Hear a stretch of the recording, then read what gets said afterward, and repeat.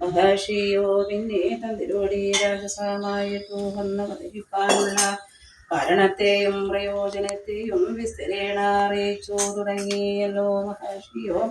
എങ്കിലോ പണ്ടു ദേവാസുരന്മാർ തങ്ങളിലെ 100 സംവത്സരം യുദ്ധമുണ്ടായൊരു കാലമുണ്ട്. അന്നോ മഹിഷനല്ലോ ദൈത്യന്മാർക്കോ സ്വാമിയാകുന്നതോ സുരധമ.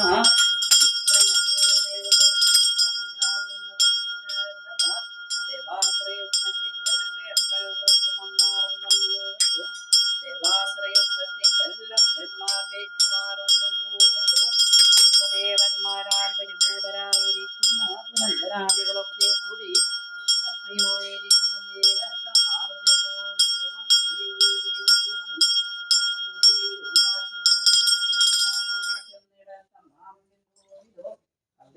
മഹിഷാസുരന്റെ ചരിതങ്ങളെല്ലാം ദേവന്മാരോട് ഇവണ്ണം അറിയിച്ചാരമരന്മാരോ. ഇന്ന് ആദിത്യൻ തുടങ്ങിയുള്ള ദേവതകളുടെ അധികാരങ്ങളെല്ലാം മഹിഷാസുരനായിട്ടും വന്നുവല്ലോ. എന്നാലേ മഹിഷാസുരന്റെ നിഗ്രഹത്തിനോ നിങ്ങൾ നിരൂപിക്ക വേണമല്ലോ. എന്നാലേ മഹിഷാസുരന്റെ പക്കൽ നിന്നു നിങ്ങളിപ്പോൾ ഞങ്ങളെ രക്ഷിച്ചു കൊള്ളാമല്ലോ. ഞങ്ങൾക്കോ നിങ്ങളെന്നിയെ മറ്റൊരാശ്രയമില്ലായല്ലോ. അതു കേട്ടൊരു വിഷ്ണു ഭഗവാനോ നിശമായി ചമഞ്ഞുവല്ലോ. കപാലപാണിക്കും വലിയൊരു കോപമുണ്ടായിട്ടും വന്നുവല്ലോ. കോപം കൊണ്ടവരിരുവർക്കും കോട്ടയരങ്ങുറിച്ചു വന്നായി.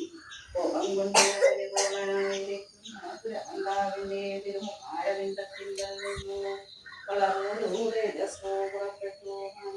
ദ്വാരങ്ങളെ കൊണ്ട് ആദിക്കിലും പരന്നു കിടക്കുന്നു പുരധർമ്മ.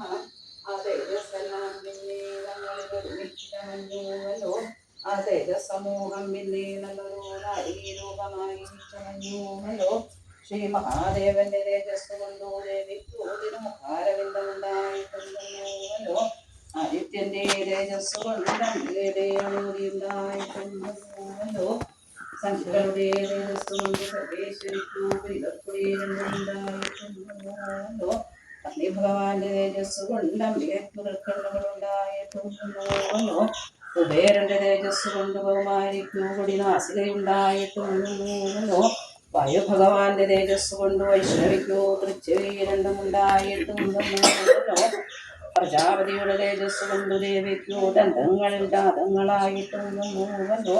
വിഷ്ണു ഭഗവാന്റെ തേജസ് കൊണ്ട് ദേവിക്കു തിരുബാഹുക്കളുണ്ടായിട്ടുണ്ടല്ലോ.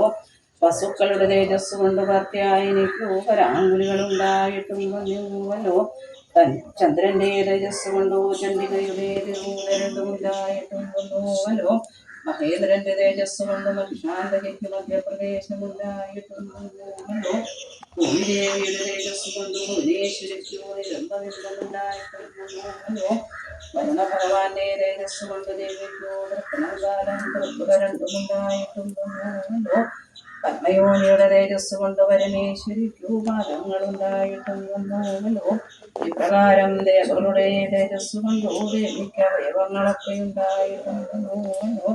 ഇപ്രകാരം ദേവകളുടെ തേജസ്സുകളെ കൊണ്ട് വണ്ണം ആവിർഭവിച്ചാളെന്റെ ഭഗവതിയോ.